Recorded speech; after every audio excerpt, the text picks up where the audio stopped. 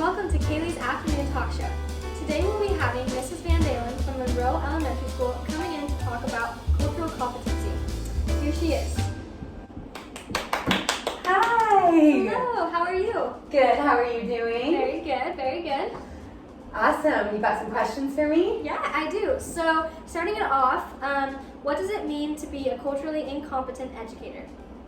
I would say to be a culturally competent educator, I would say really just making sure there's understanding the diversity in the classroom and making sure there's that equality, that you understand every student's identity and where they come from, that they're all going to be different, and just realizing that that diversity is there and not one student is the same. They're all going to have their own set of needs, and you're going to need to,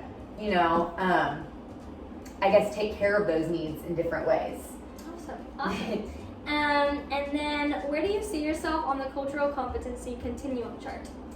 I would say I definitely got some of the cultural pre-competent things. I explore cultural issues. I feel like I know kind of the issues in the classroom with certain cultures, and I'm committed. And then with the cultural competence section, I definitely have, I recognize individual differences. I work with culturally unbiased staff. I would say it could be better. I'm sure always every school has some maybe teachers that, you can improve with that. I think I could definitely improve on seeking advice from diverse groups. But yeah, I would say, and then to be more culturally proficient, just implementing changes to improve services based upon cultural needs, being more of an advocate and a leader is something I could definitely improve on. That's great. And what will it take for you to get to the next step or to deepen your cultural competence, including understanding your own bias, teaching in a diverse classroom, and implementing strategies for ensuring a safe and supportive classroom for all students? Great question. Yeah, I would say first off, just with understanding my own bias, everyone has their own implicit biases, whether they want to admit it or not. So I'd say even if it means taking those implicit bias tests, so just kind of thinking about who am I biased towards, and really just trying to work on that. It's going to be difficult, but just acknowledging it's there so you can work on it every day and be careful in that area, just to do better, and just making sure that you're not favoring any particular students over another. You're treating everyone the same no matter what. Absolutely. Yeah, I totally agree with that. What are some specific research and readings, tools, resources, or training you might use to further your cultural competency as an educator? I would say I'm the type of person that loves to do her research. When I don't know something, look it up. I always think, look at scholarly sources, talk to someone. So I'd say if I'm ever unsure of something, whatever, just researching will be a big thing for me. Even as I'm teaching, I've been teaching for a couple years now, and I feel like there's still things that I need to, find out, learn more. You can always learn more, always become better, always improve every day. I would say another thing is just finding your interests and hobbies, because once you do that, you want to grow more when you're enjoying something, I guess. So for me, I love to travel, and I think I've already been to a few different countries where I've been able to see the cultures there. But even doing that, maybe places that my students would be from or things like that, and go experience that culture to really learn about it more. Yeah, that's awesome. And what will it look like to have cultural inclusivity in your classroom?